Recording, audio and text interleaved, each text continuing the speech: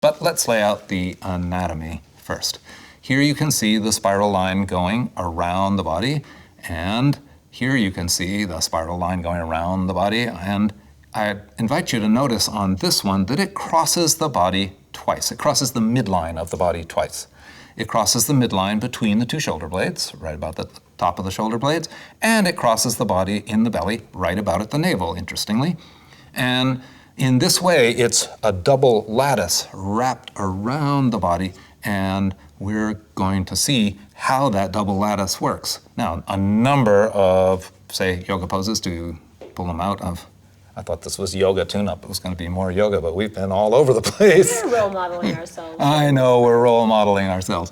But there are obviously poses and obviously activities in athletics, but poses in yoga are easy to see that would use the spiral line. For instance, the triangle pose or any of your simple twists are going to engage that spiral line, and very often engage it differently when you're going to the right than when you're going to the left because of differences in the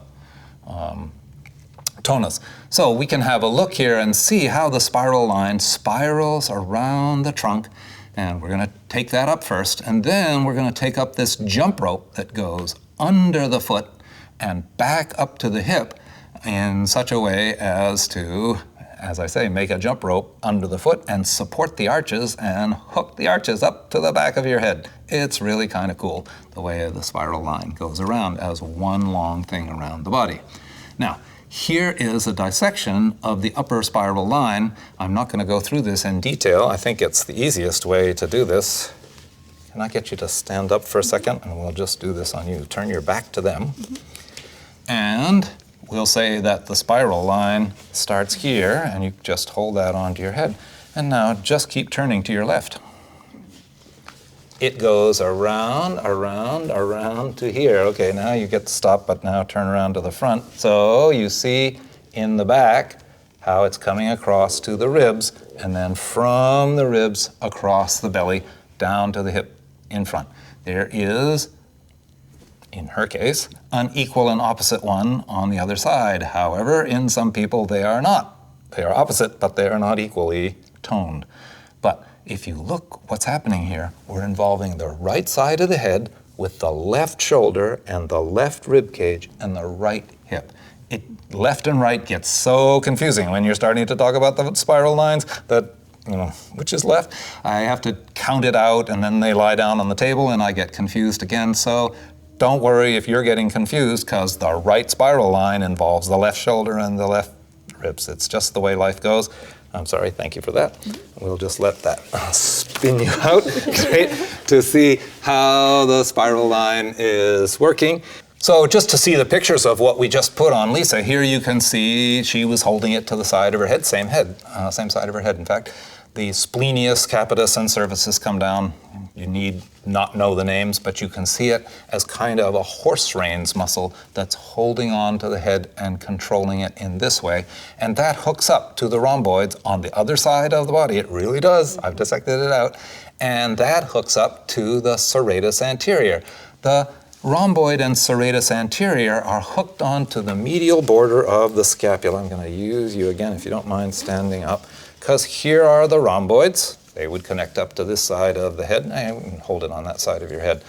And we'll think about the rhomboids. Now, I can't go under her scapula, but you imagine it going under her scapula to the serratus. Can you see that these guys would have a reciprocal relationship on the position of the scapula? So let go.